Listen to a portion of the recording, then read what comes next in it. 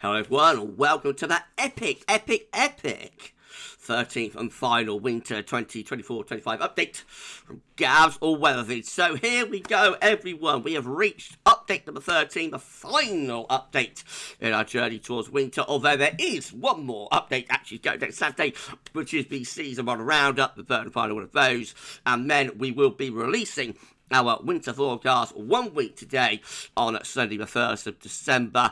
And it's going to be absolutely epic, this video. We have got so much to show you, and I've been trying to keep all of the winter updates under an hour, and I've successfully done so. But on this one, I'm just going to let rip. I'm going to let it all hang out, and we'll just see how long it takes. So I may get in under an hour, it may be over an hour. Not going to worry about the time on this one. It's a final update, so I'm D-Mob happy. And I should get on with your 13th and final winter 24-25 update in a moment. Just to say that first, video today is our 6 AM UK weather forecast. Going to be live at 6:30, live streaming at 6:30. Our 10th of 14 day, and we'll include some long range map. We'll discuss this 13th update, of course, and we're going to be giving away our Christmas jumper as well, so we'll do our Christmas jumper giveaway.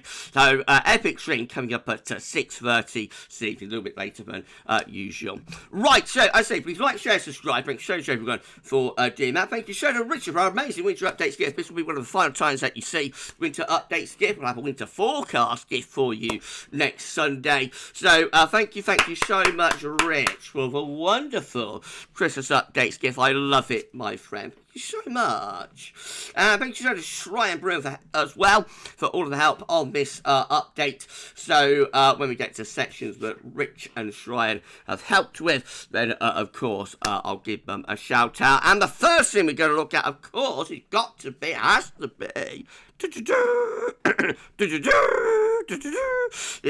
be the Swingometer. Rich has been swinging through the autumn, haven't you, Rich? And this is how the Swingo is currently looking as of... Yes. as of the end of last week's 12th update. So, after 12 winter updates, 2 seasonal model roundups, and let's not forget the LAO forecast that kicked it all off back in the summer. This is how the Swingometer is looking in 5, in 4, in 3, in 2, in 1. Here we go, and we are saying that we are favouring, with our winter updates and methodology, a colder than average winter by 62% to 38%. That is another swing from mild to cold from last week, significant swing. And we are now saying that we are favouring a colder than average winter with our winter updates methodology on the Swingo by 62% to 38%. There we go. Thank you so much, Rich. I love it, my friend. Thank you so much. Look at Lyra swinging. Thank you so much. Unbelievable. Well, you're going to find out at the start of next week's winter forecast how the Swingo looks in the final analysis. So that will take into account all of the updates that we've done, including this week's 13th. And you'll see where the Swingometer is at the start of next week's GavsWeatherVids Winter 2024-25 forecast. But as of the end of last week's 12th winter update, we're sitting at 62% to 38% in favour of a colder than average winter. Thank you so much for the King of Swing. Thank you so much, Richard Trott. I love it. Thank you so much, my friend. Okay, we're going to start off with some analogues. Now, it's very early to be able to do November CT and England and Wales precipitation analogues. So, unfortunately, we can't bring that data to you in this year's winter updates. It's just the way that the calendar has worked out. If we're doing the last winter update, just with a couple of days of the month left of the month, then it would be easier to be able to make an assessment. But because we're well short of month's end as we're coming to the last winter update, we're unable to do that. But we are going to have a look at some November data still. And the first thing we're going to look at is winters following very dry first halves to November. So this is from Hadley. This is showing England and Wales precipitation for November 2024. Now, we have taken off a little bit with precipitation recently. That blue line just there lifting up. But look how for the first half of November, the blue line is virtually flat on the bottom of the chart. There's barely any measurable rain for the first 2 weeks of the month, way below average, which of course is this black line just here. And we are still way below average. I think it will be significantly drier than average November, but we just don't know exactly where on that we're going to come in. So in any case, we're going to be looking at winters following the top 10 driest November since 1915, as this clearly is a top 10 driest first half to November, I should say. So we're going to look at winters following the top 10 driest first halves to November, not November overall. Right, okay, thanks to the Shrine Broom for sorting out these years. We've got to count that, GavsWeatherVids, so clear throat, Gav. Do do do do do do do do do. So sorry everyone. Right, at number 10 we've got 2006. Yes, November 2006 was the 10th driest for the first half of the month. The winter 2006-2007 looks like this, with high pressure to the south and low pressures away to the north, and winds are coming in from the southwest. That was a mild and dry winter, though there was a potent cold snap in early February 2007. Number 9, I've got 1978.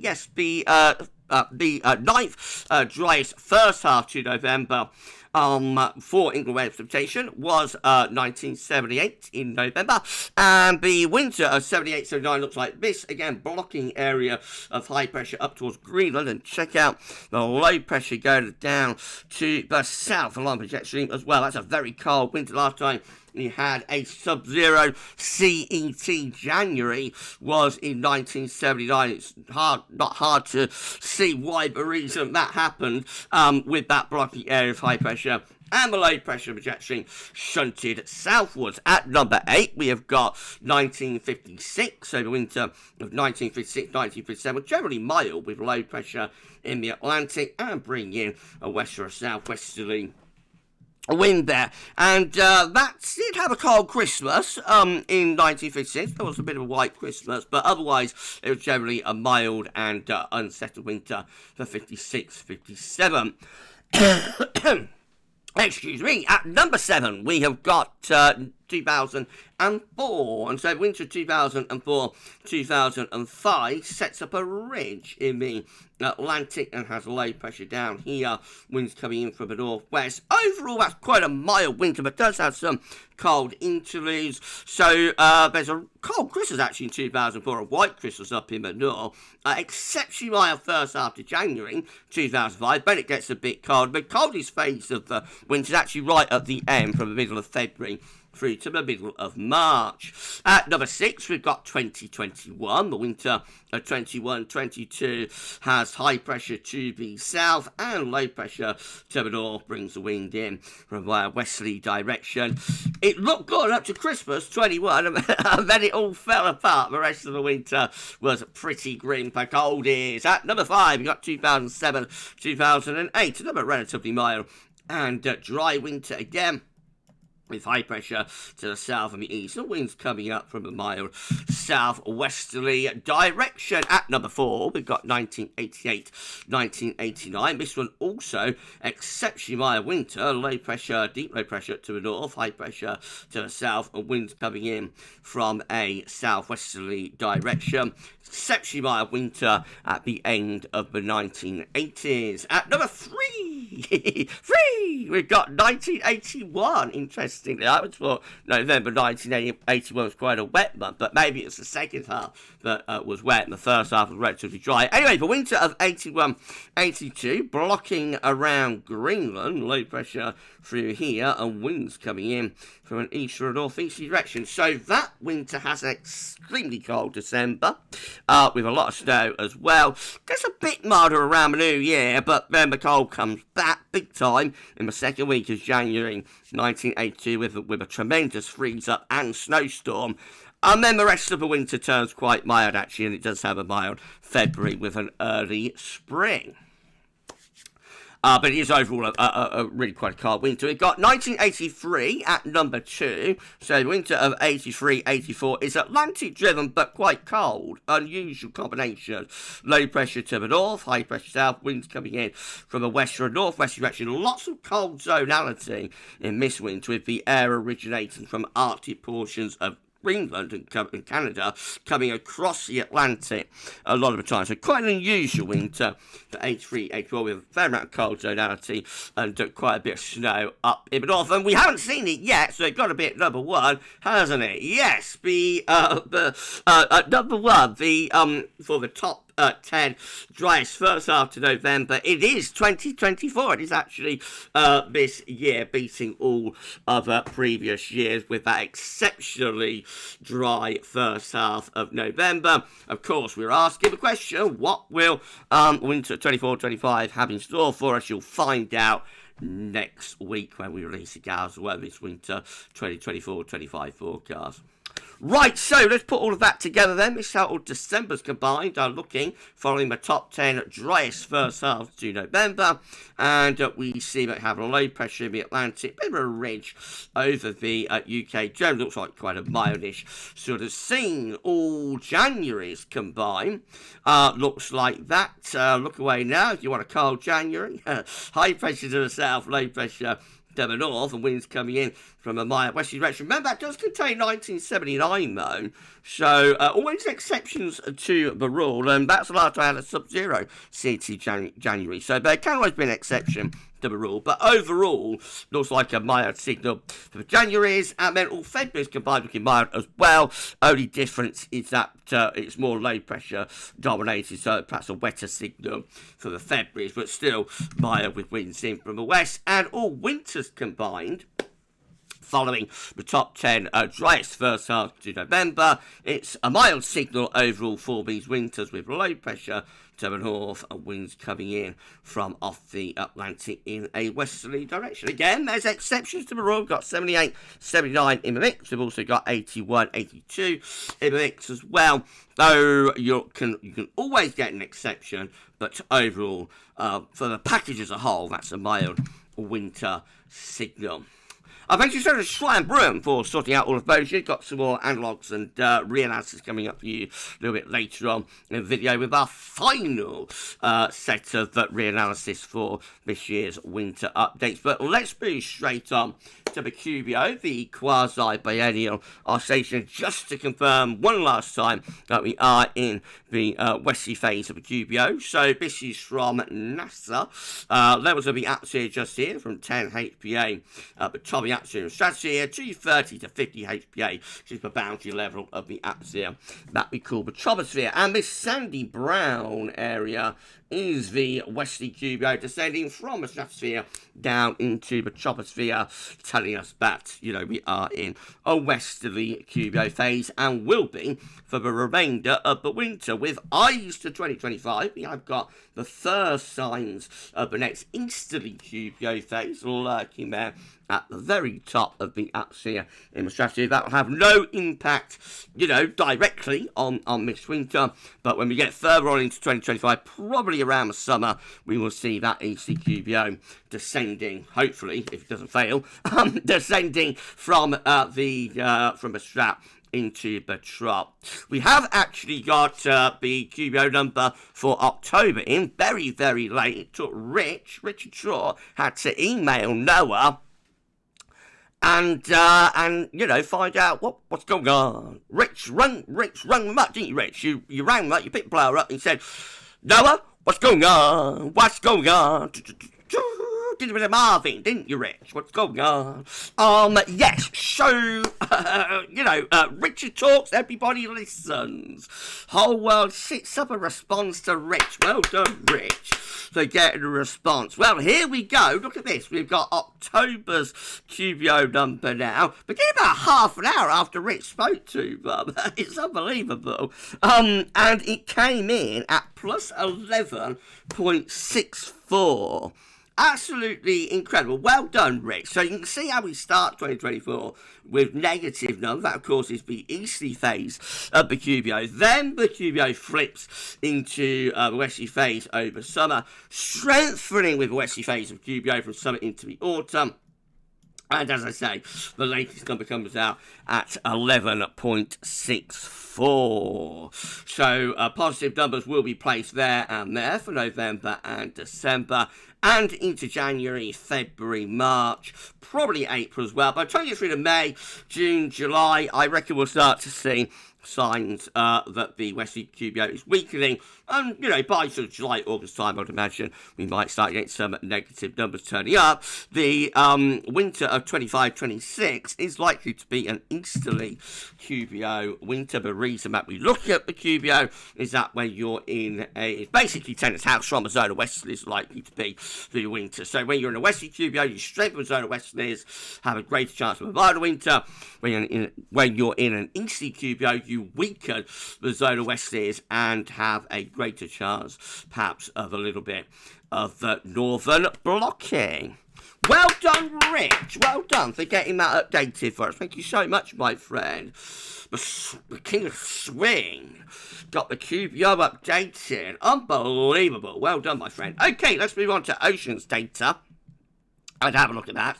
So we've got our 4 interest areas. The ENSO region is just here. The Northern Pacific is over there with a particular focus on the Northeastern Pacific. The Indian Ocean is over here, and the Atlantic Ocean is over there. So what we're going to do, we're going to... I'm so sorry if we get a bit silly. I'm Bob Heavy. It's the last winter update. Blimey, you can't be silly on your last winter update. When can you? Right, well, anyway, we're going to switch over to have a look at the very latest. So in 5, 4, 3, 2, 1, here it is. That's the very latest in terms of sea surface temperature anomalies. Let's deal, shall we, with the ENSO region first of all. Why not do that? So, well, I'm not sure I've had much strengthening of the La Nina signature, to be honest. Maybe a bit of cooling has taken place through that section of the extra-Pacific Ocean.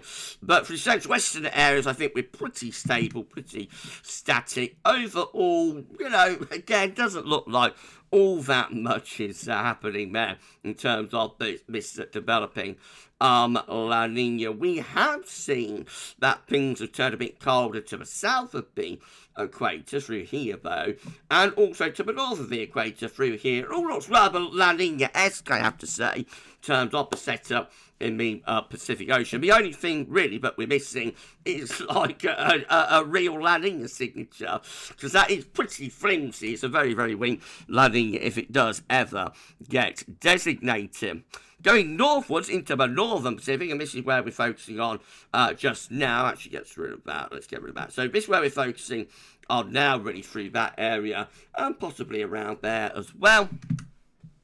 So situation last week, situation this week. Things have continued to turn colder up here in the northeastern Pacific. We have a really quite strong negative PDO signature, Pacific Decadal Oscillation.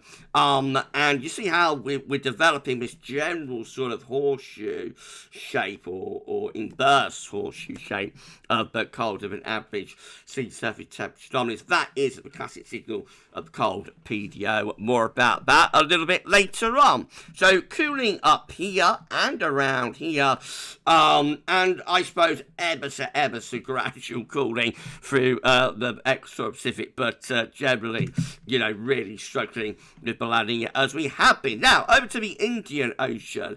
So that is how the Indian Ocean was looking last week. This is, that's how the Indian Ocean, looking last week. This is the latest. Not a lot of change. Most areas looking pretty warm through there and there, over to Australia as well. We are in the neutral phase of the IOD, Indian Ocean Dipole, and so we're not expecting the IOD to be a particularly big player either way this season. Neither a negative or a positive IOD is favoured. And then in the North Atlantic, so we're over here now. So that's the situation in the North Atlantic last week. this is the situation this week. And generally, I think we're seeing a bit more warming up here in this section of the Atlantic. And still warm and average down here. Not much change, I don't think. Cooler through there. It doesn't look, again, all that far from a tripole type signature that we do need to see the colder of an average area, see some temperature anomalies through here getting colder. Want to see even more like that, really. But you know, it's gradually inching its way there, potentially, to a bit of a tripole and a bit of an NAO type signature, I reckon. Will be something to keep an eye on through the winter itself. This is how the 7-day trend is looking. So just confirming over in the Indian Ocean, most areas there have warmed. In the northeastern Pacific, it's cooled through there. In the equatorial Pacific Ocean, we did see some cooling. Have seen some cooling in the eastern portion, but most central and western regions actually warmed a bit more through the past week. So La Nina continues to struggle. And over in the North Atlantic, so we did see some warming just there. And down into the tropics, cooling continued through there, modest cooling, and over in towards like Europe actually, we did see sea surface temperatures cooling through there as well, like in the North Sea. Those are shallow water, so they're responding to the cold weather that we've had just recently. Well, as far as La Nina is concerned, CFSB2 still sticking to its guns that we're going to have a weak to borderline moderate La Nina event for its season. I'm very sceptical about this forecast now, I have to say, but still going for it. So dates and monthly periods on the bottom of the chart, temperature anomalies along the side. So we're currently, roughly about there. I think just close to half degree below average. At the peak around New Year, we go down, being somewhere about 1.2, 1.3 degrees below average, and then we bring the black dashed line back up to ENSO neutral through the course of the spring, as you would expect. I reckon in the end, we won't see that drop there. I reckon in the end, we will see the line here doing something a bit like that, and then gradually coming back up again. So it's going to be touch and go whether this La Nina gets designated. In my opinion, I could be wrong. We could see in the next month or so a dramatic drop in the temperature anomaly there through the central portion of the equatorial Pacific Ocean. But I think we're just too late on now to see that kind of significant drop. So for me, it's going to be like a borderline. Going to be borderline between ENSO neutral and like the weakest La Nina that we've ever had, really. So we shall keep an eye on that through winter course and keep you updated. So sorry again, everyone. SOI is looking like this, Southern Oscillation Index, for the final time. Now, this is measuring air pressures between Tahiti and Darwin, and then coming up with a daily Southern Oscillation Index contribution. Now, it has moved into like a sustained period of positive SOI. So when you're in a La Nina, you expect the SOI, the Southern Oscillation Index, to be positive. The atmospheric state to be reflective of that La Nina. It's the reverse when you're in an El Nino, you'll get negative numbers. Now, what's been going on through this autumn, and if you come down here, this is a good example of it, is that we have been oscillating between La Nina and El Nino type atmospheric setups. So, for example, on the 4th of November, saw the SOI at -11. That's an El Nino type setup. On the 8th of November, it's at -14. Again, El Nino type setup. So that's one of the reasons, I think, that this La Nina has struggled to get going, because the atmosphere has been fighting against the ocean. However, we have seen over the past couple of weeks the SOI shifting into quite a definitive positive phase now. So 23rd of November, example, comes out +19, 22nd of November comes out +12, 21st of November comes out +14, 20th of November comes out +16, 19th of November comes out +15, 18th of November +9, 17th of November +8, 16th of November +6, 15th of November +3, 14th of November +11, 13th of November +15, 12th of November +14, and so on. So, given that the atmospheric state appears now to have finally very late in the day, shifted into a landing gear type setup. You expect the ocean to be cooling, so we may well see the ocean responding to this and start producing additional cooling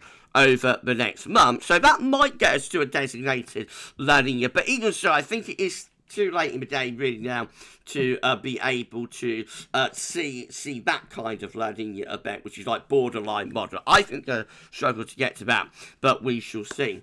Pacific Decadal Oscillation, just want to talk about that very briefly. No, the PDO has actually been in a very, very negative phase for quite some time now. We are in like the cold phase of the Pacific Decadal Oscillation, and our latest month for so this is the PDO all the way back to the 1800s. By the way, we don't often show you this, and like these red peaks just here, that's the warm PDO phases. The blue peaks down here is the cold PDO phase. Now, when we want to look at it just here, I mean, it has seen some very, very strong negativity of the Pacific Decadal Oscillation through this autumn, being down here, like a pretty record-breaking level, I think. So, yes, this has been a negative, a cold PDO autumn, and a very strongly cold PDO autumn as well.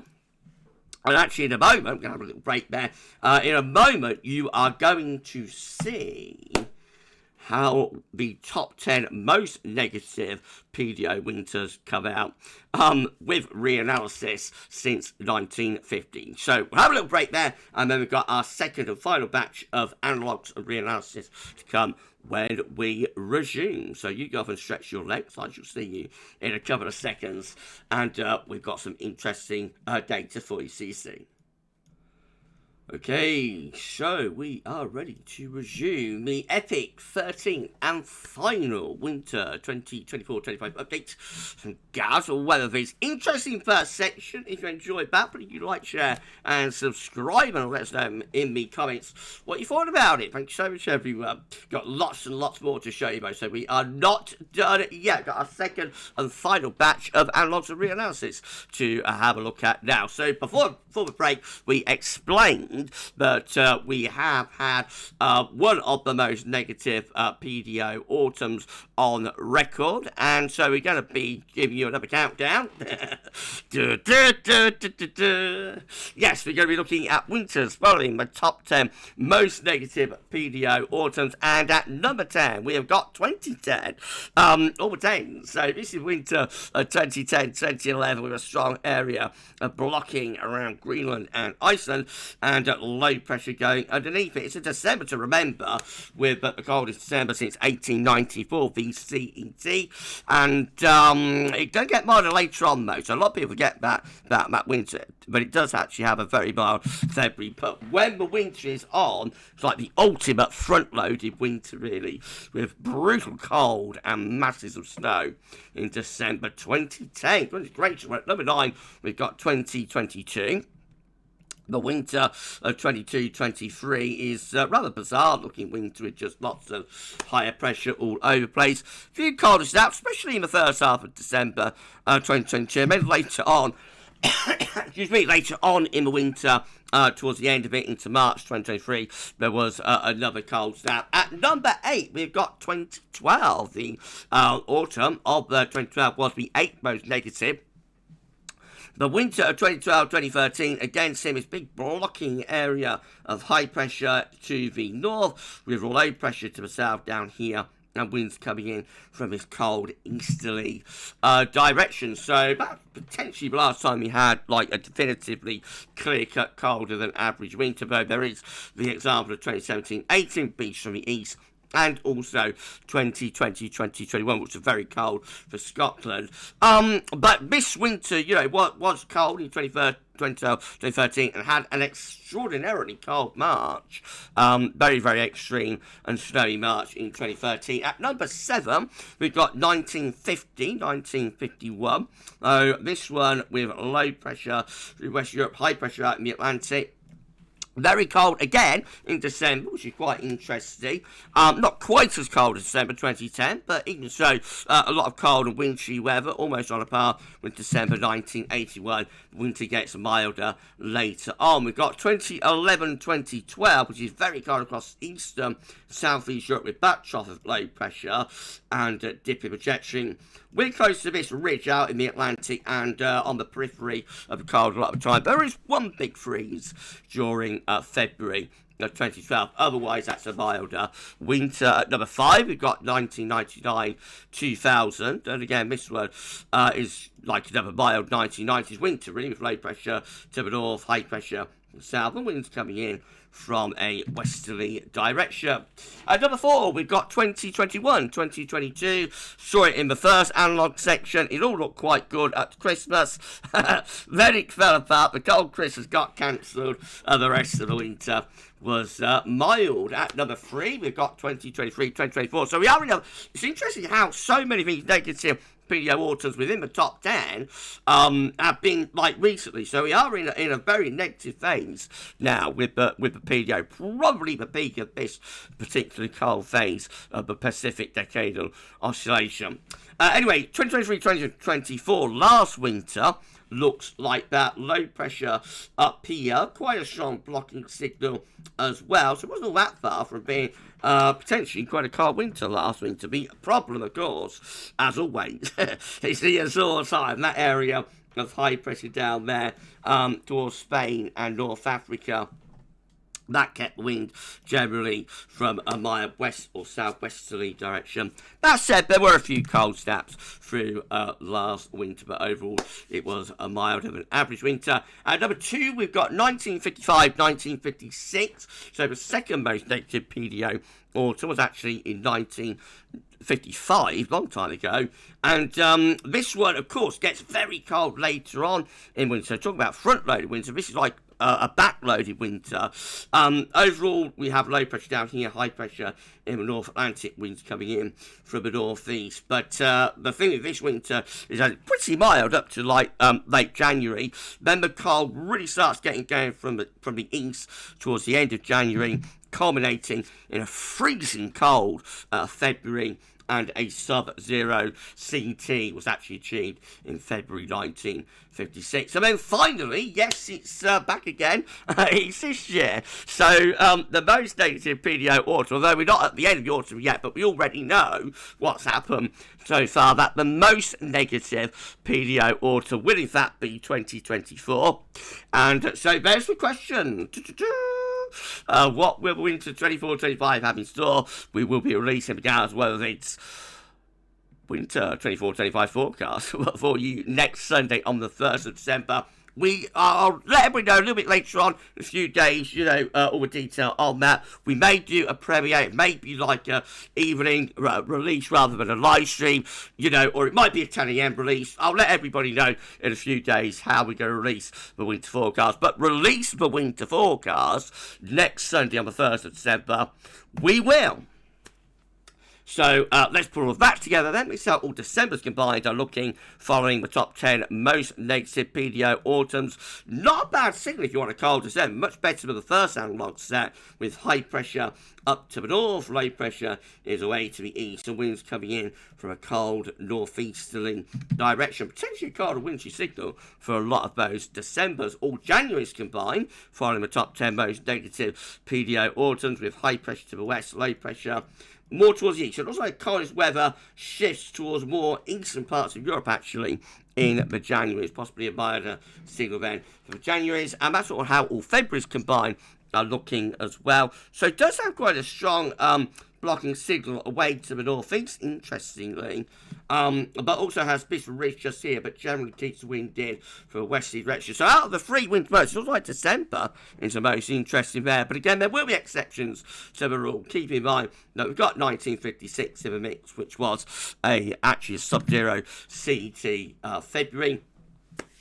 And this is how all winters combine, finally, for the final set of analogues for this year's winter updates. This is how, except of course winter forecast, I suppose, this is how all winters combined are looking for the top 10 most active PDO autumns, with a trough generally to the east, a ridge out to the west. It looks like a cold winter signal, but that's primarily down to the Decembers. We do lose that quite a lot into January's and the February's. Thank you so much to Shrey and Bruin for sorting out all of those analogues and reanalysis years for us. Not just for this update, but for all of the winter updates. Thank you so much, Ryan.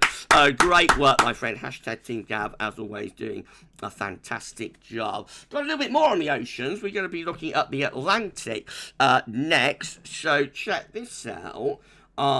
This is where we're looking now. So we're going to do a comparison, go back to 1985 and see which year is the closest, you know, in terms of the sea surface temperature anomaly in the Atlantic. So try and ignore everything that's happening from like there to there. All of this, try and ignore all of that. You know, it doesn't exist. Well, it does exist. But, you know, try to focus, and down here as well, and just try to focus through there. That's the North Atlantic. So we did this in the early part of the updates. It was one of the first updates that we did this comparison. I said we'd have another comparison before the end of the updates. This is it. So that's how the Atlantic is currently set up. So let's have a look then. So compared to last year, I tell you what, we might need to close down some of these tabs actually to make it a little bit easier for me. So just hold fire, everyone. Okay, that should be a bit easier. Right, so check this out then. This is how we compare it to last year. I think the Atlantic is generally a little bit cooler compared to last year, but still in a very warm phase. That is 2022. What do you think about that year? I think the Atlantic is warmer this year than in 2022. That is 2021.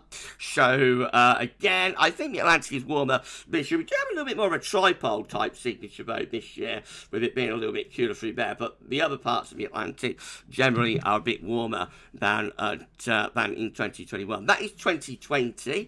Atlantic quite significantly cooler in 2020 compared to the current setup there.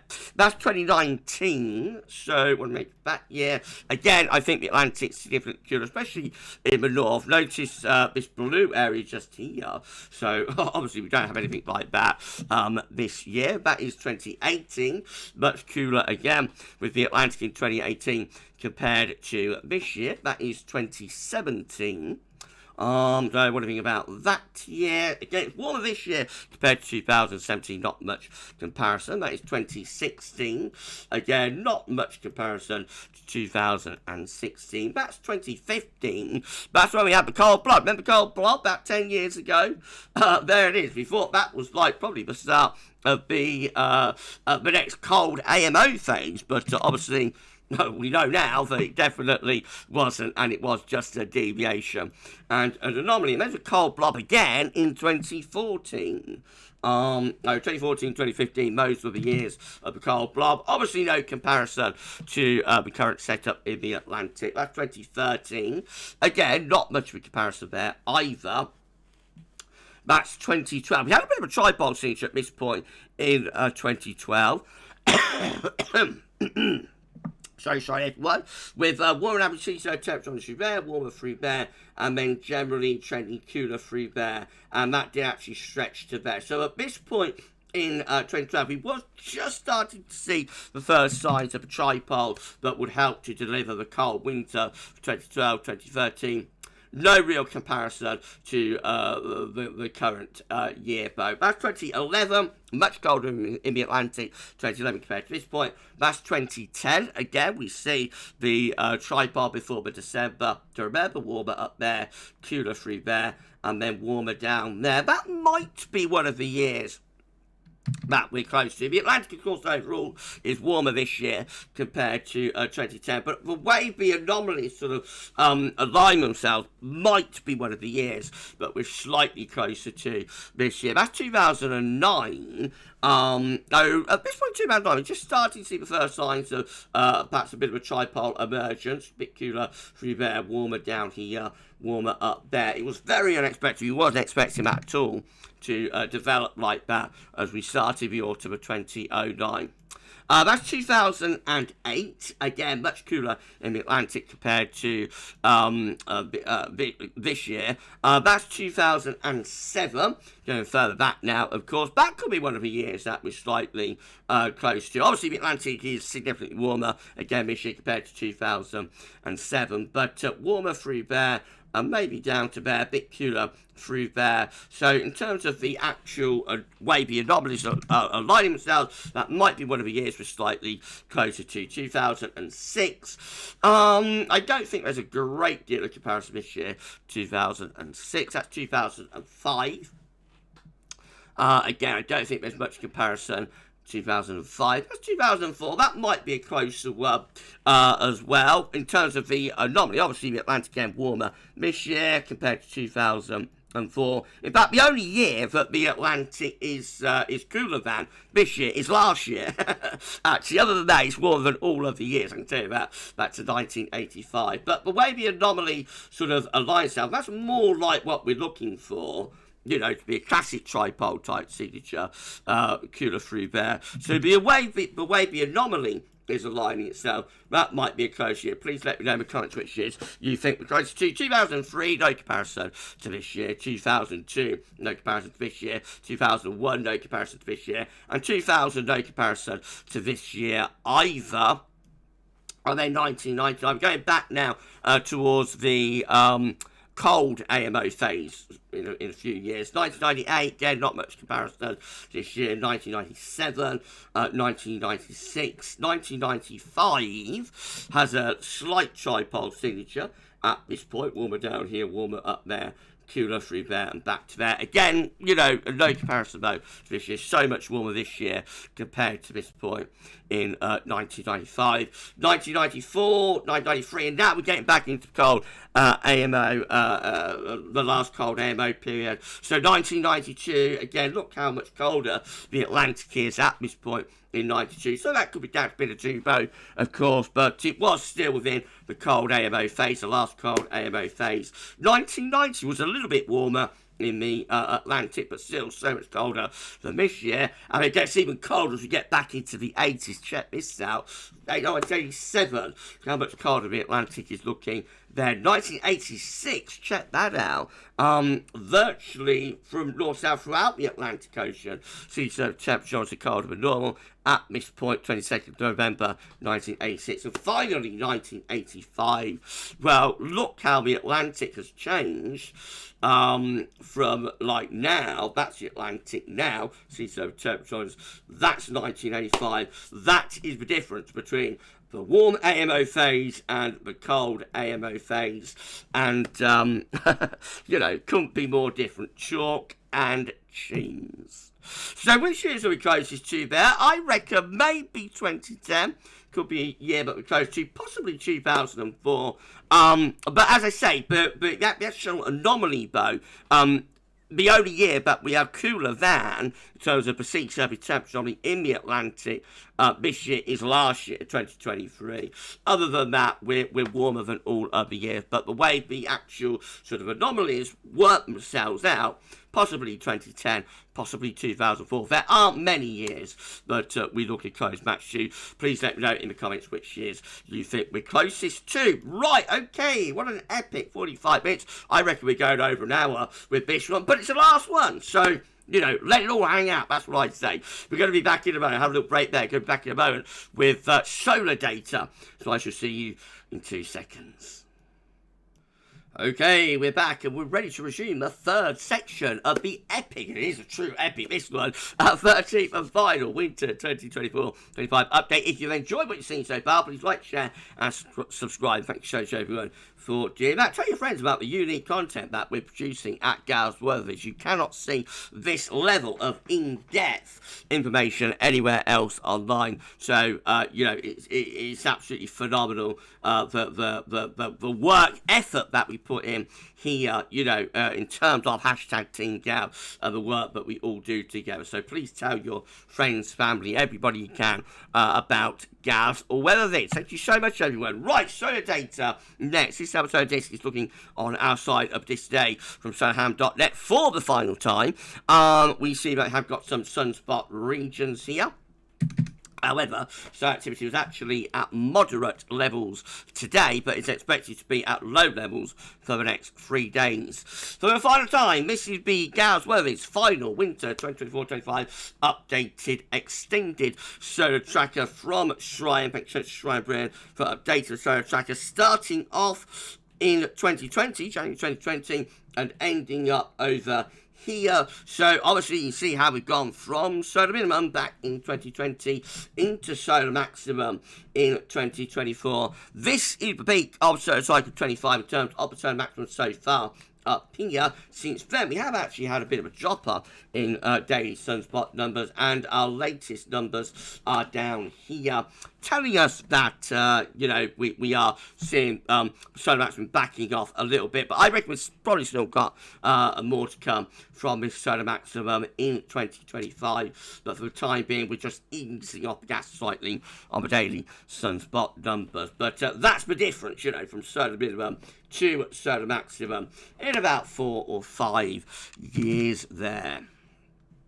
Thank you so much to Shrine Brand for keeping the solar tracker updated throughout the season of the winter updates. This is from Richard. This is from Richard Shaw. Thanks so much, Rich, keeping this updated. This is showing the spotless days and current spotless stretch. So 0 days for the current spotless stretch, given that every day in 2024 has had sunspots, as you expect, being at solar maximum. The same was true in 2023, in 2023 as well there.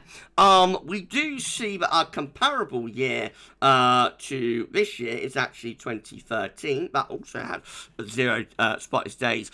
Next year's comparable year will be 2014. Interesting about to have 1 day without sunspots, but you know, I suspect next year we'll probably have every day with sunspots as well. We've got like Gav's greatest hits here, so I don't think you noticed that, but we've got Gav Astley. Oh, let's get rid of that lead. Got Gav Astley, just there he is. Like, we're being Rick-rolled. You're being Gav-rolled. With Gav Astley. We've got Spider-Man over there. I love it. Love it. Thank you. Thank you, Rich. Yeah, so that's the last time you're going to see solar data for the time being. Thank you so much to Shrine and Richard for keeping the solar data updated for us. Thank you so much, guys. Hashtag Team Gav. Right, let's move on to the stratosphere. Been pretty good bits, hasn't it? Good final update. Signing off with an epic stratospheric data next. So this is how things are currently looking in terms of stratospheric temperature. The black line here popping up, actually, lifting up slightly, down to about -70 at 10 HPA over the North Pole. The average is the grey line, and that should be around, I don't know, -72, -73. So yeah, ever so slightly above average with a temperature of it at 10 HPA down stratosphere. Going to 30 HPA, we also see things lifting up there as well. So a slight increase, very modest increase in the temperature at 10 HPA at the moment. This is how the GFS is forecast things for the next couple of weeks. So these blue colours, of course, cold temperatures at their roots in the stratosphere over the Arctic and the North Pole at 10 HPA. May continue over the next week or so as we go on into the extended range with the GFS. Again, no real changes. Temperatures hovering somewhere around -68 to -70 there over the top of the North Pole. So no sign of anything overly dramatic going on. No real warmings either. You know, just keeping that temperature very stable, very consistent, somewhere in below -70s at 10 HPA over the North Pole for the next couple of weeks. This is how the extended GFS is looking, ECM I should say, so how the extended ECM is looking in terms of the weekly mean temperature anomalies, this of course being the North Pole just here. That's week 1. This is week 2. No, maybe it's going to be a bit colder over on the Pacific side of the Arctic into week 2. Week 3, again, looking colder over on the Pacific side of the Arctic, near normal, you know, over the Arctic itself, over North Pole itself. Week 4 might see things turning a bit colder over the pole there. And that's week 5, finally. Week 6 looks like that. Generally hovering around, maybe a little bit below average times over the next 6 weeks. No sign of any particular noteworthy warming event up to 6th of January. You know, there's no sign of any, not even a minor SSW there, really, and certainly no sign of a major southern stratospheric warming event. Another way of looking at the polar vortex and what's going on over the North Pole stratosphere is with the mean zonal wind, and this is the forecast from the ECM for the next 6 weeks. So we're about average with zonal winds at the moment. That's like the strength of the polar vortex. Looks like it's going to go slightly, stronger average, I should say, as we get into the beginning of December. Actually might power up quite a lot. Let's talk about that again. So we might actually be going to like a record strong polar vortex there into early December. That's interesting. Then later on in December, into January, thick blue line, which is the on top of mean, starts coming down closer to the long-term 30-year average, which is this red line. And so we might start to see signs of weakening of the zonal wind and the polar vortex later on in December. But early December could have a really strong zonal wind, actually, to 10 HPA there, if the forecast is correct. No member of the ECM ensembles, interestingly, going for a reversal of zonal winds. So we do see some of them becoming really weak towards the beginning of January, but none of them within the next 6 weeks going for a reversal of zonal winds. So this is a very strong signal now for the polar vortex to be pretty strong, actually, through the earlier part of the winter. Stratwatch is coming back, everyone. Stratwatch will be back. I think it's from about the 4th of December. Okay, we're showing Arctic oscillations in terms of the observed and forecast. So the black line shows where we've been with the AO. Red lines at the end with GFS ensembles forecasting Arctic oscillation to go. We're currently we're currently neutral to negative with the Arctic oscillation. Looks like we'll be going neutral to positive with the AO briefly in the next few days, and then tumbling back down into negative territory again around the beginning, end of November into the beginning of December. Overall, it looks like we're relatively negative with the AO for the next couple of weeks if GFS ensembles are right. NAO observed and forecast looking like this. Oh, sorry, once more, I won't be talking a lot on this, but never mind. So, we're currently around here, you know, weekly negative with the NAO. Going towards start of December, we're going to be staying weekly negative, possibly going towards neutral later on into the second week of December, maybe. Remember, the AO, NAO are indexes that are reflecting the atmospheric state, not driving anything in their own terms, but just telling us what the atmosphere is doing. When the AO and the NAO are negative, it's a signal potentially for a colder setup for Western Europe and the North Atlantic. When the AO and the NAO are positive, it's a signal for milder Atlantic-driven weather in the North Atlantic and in Northern Europe. This is from Kyle M. Chris, is basically extending Arctic oscillation forecast. So currently we are around here, as we've explained, weekly negative with the Arctic oscillation going weekly positive briefly and then going negative again. Later on in December, we go back toward neutral to weekly positive, maybe, and then negative late December and into January. January actually looking quite consistently and solidly negative with the Arctic oscillation, telling us that CFS possibly picking up on the chance of some blocking or the risk of blocking over the Arctic and the North Pole in the middle part of winter. But of course, where that blocking is sitting That's the all-important factor. The NEO extended forecast looks like that. So again, currently we're negative with the NEO. I'm going to say generally negative into September as well. Then later in December, unfortunately around Christmas, we see the NEO predicted to go positive there. That could be a signal for milder, more Atlantic-driven weather through Christmas, possibly going back towards neutral or weekly negative later on into January. Thing number 2 is the AO, but looks the most interesting from a negative blocking perspective. But as I say, where that blocking sits is the all-important factor. This is how the Atlantic 2024 Atlantic hurricane season is looking, with virtually the end now of the hurricane season. So the numbers look like that. These are the scores of it all for the final time this Lord. 18 tropical depressions, 18 tropical storms, 11 hurricanes, and 5 major category 3 or above hurricanes.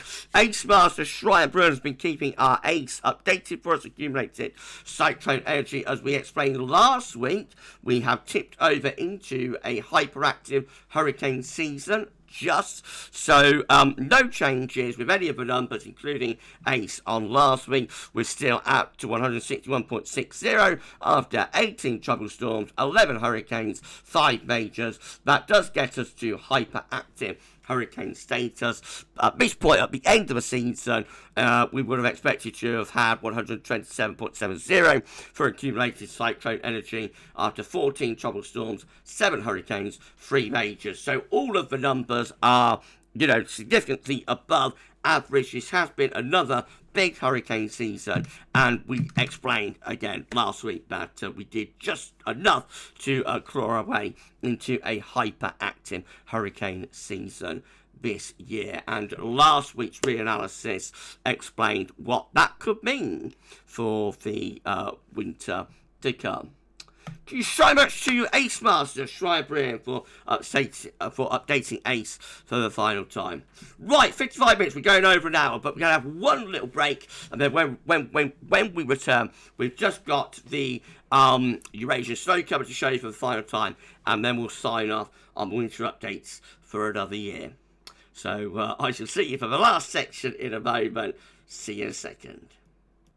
Okay, we're back and we're ready to resume the 13th and final winter 2024-25 update for the final time. So it's been a true epic, not just this update, but the whole run of winter updates. Thank you so much, everyone, for sticking with winter updates throughout the season, supporting most of the videos have gone over 5,000 views, each and every video. It's unbelievable the support that you give to me and to GavsWeatherVids and the way that you embrace these winter updates. So I thank you so much, everyone. Of course, got the forecast to do next week, so let's not get ahead of ourselves. But I'd say this is the final sort of winter update, and I just thank you so much, everyone, for all of the support over all of the years. It's absolutely unbelievable that the support the support that you've shown to me over the years, through good times and bad.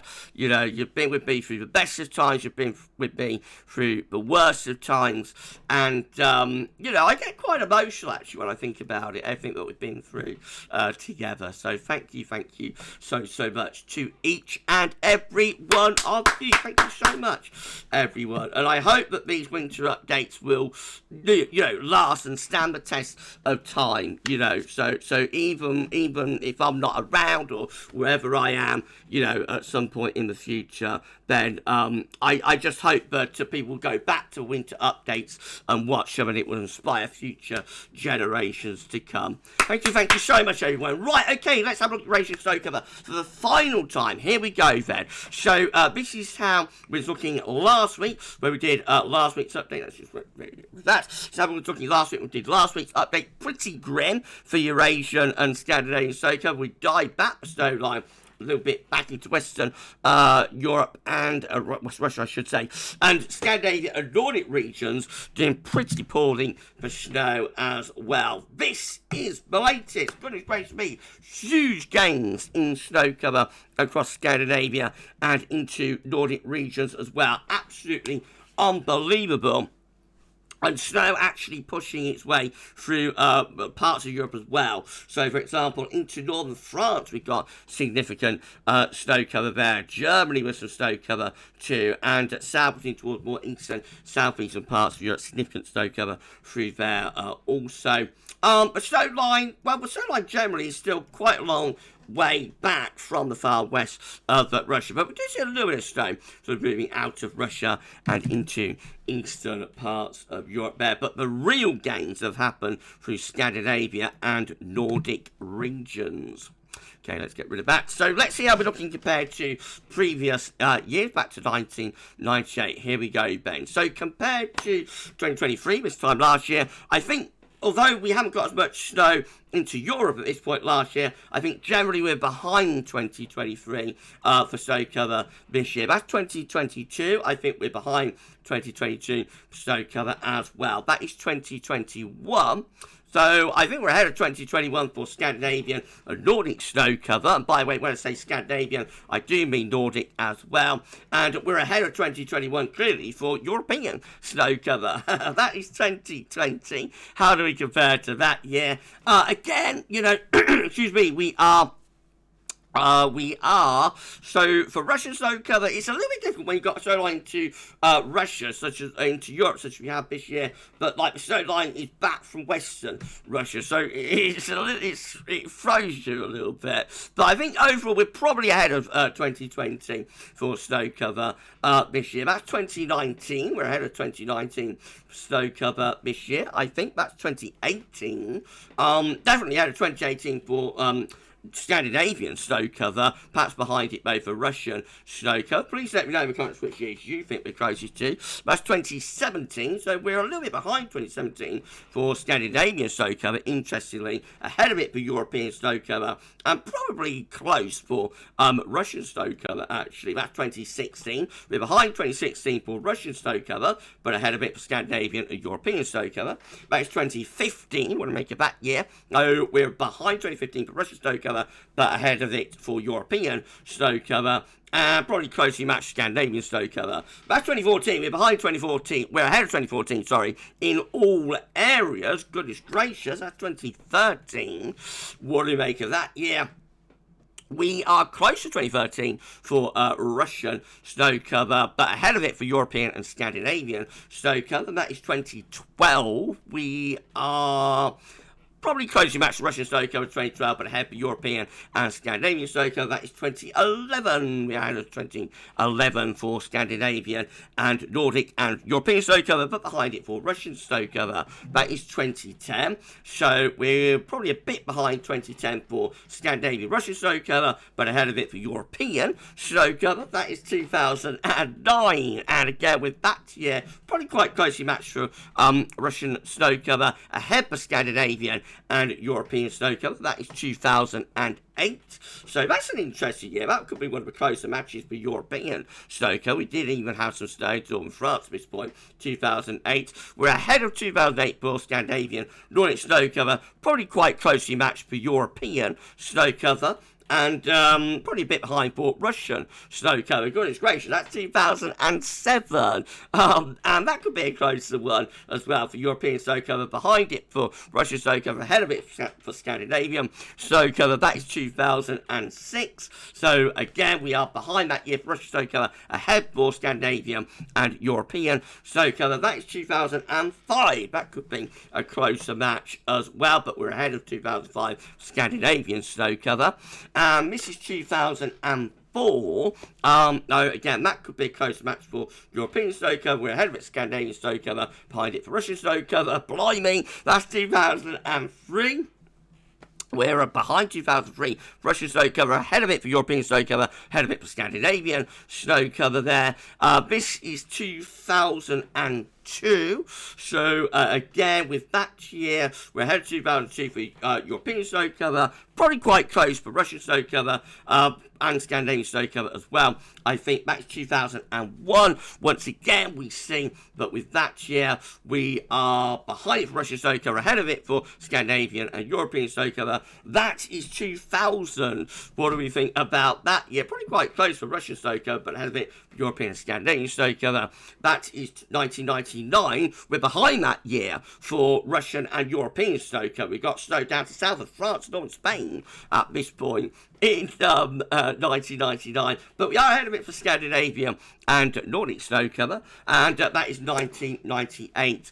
And again, we see with that year, we're probably behind it for Russian and maybe European snow cover, could be a bit ahead for Scandinavian and Nordic snow cover.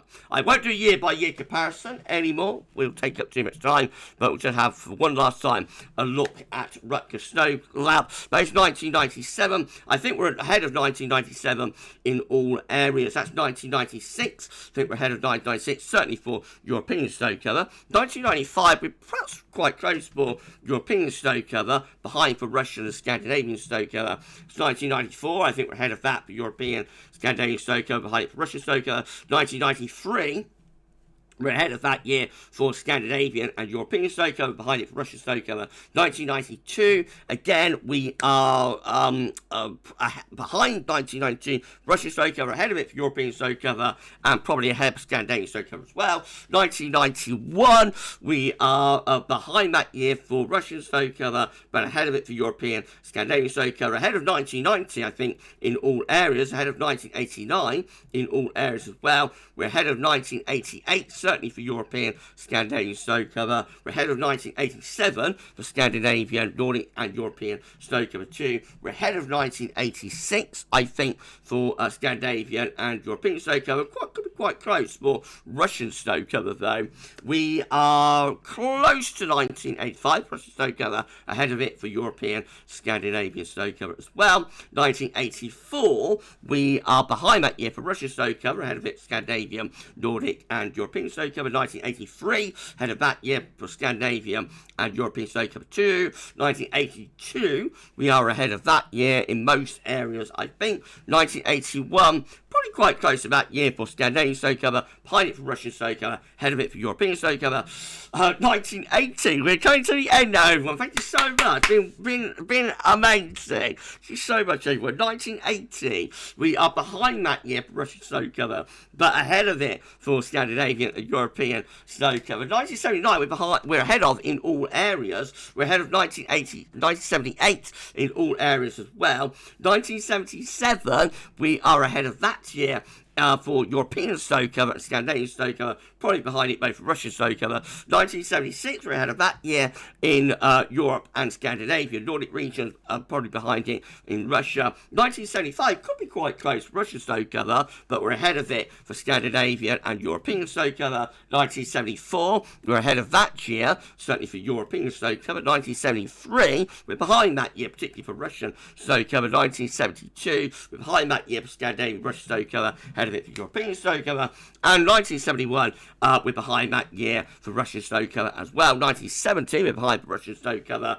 1969, so that year, I think we're quite close for Scandinavian, Nordic snow cover, behind for Russian snow cover, ahead of it for European snow cover. 1968, we're behind that year for Russian snow cover, probably quite close to Scandinavian, Nordic snow cover, and behind it, and ahead of it, sorry, European snow cover. We're ahead of 1967 in all areas, and finally, 1966, that could be a close match, actually, for Russia, for Scandinavia, Nordic, and also for Europe. So the last one, the last one there, could be one of the closer matches.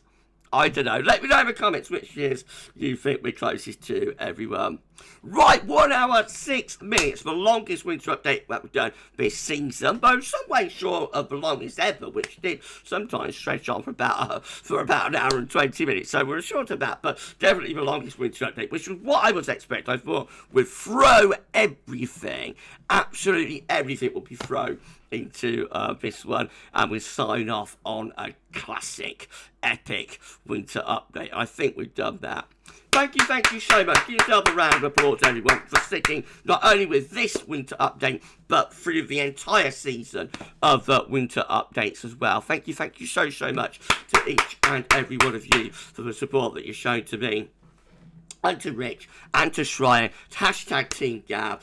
the support that you're showing to us, and also, of course, to Shrine and to Rich and to Terry, hashtag Team Gav, for the support that they've shown to me and the way that they've helped me with this season of winter updates. Amazing job, guys. Now, don't want to get ahead of myself. This isn't where we end, because we have got winter forecast to do next week. So I'll let everybody know a little bit later on in a couple of days how we're going to release the winter forecast, whether it be a premiere or just a regular release, and all of that. That'll be coming up in a couple of days' time. So watch out for on the community page and also on the social media sites as well.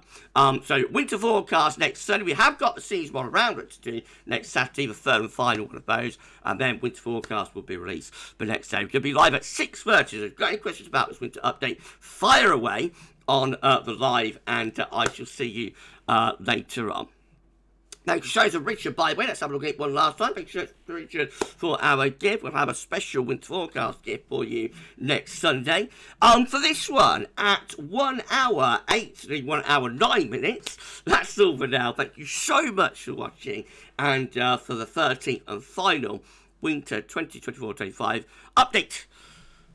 So for now, thanks for watching, and we'll see you a little bit later on the live stream. Bye for now.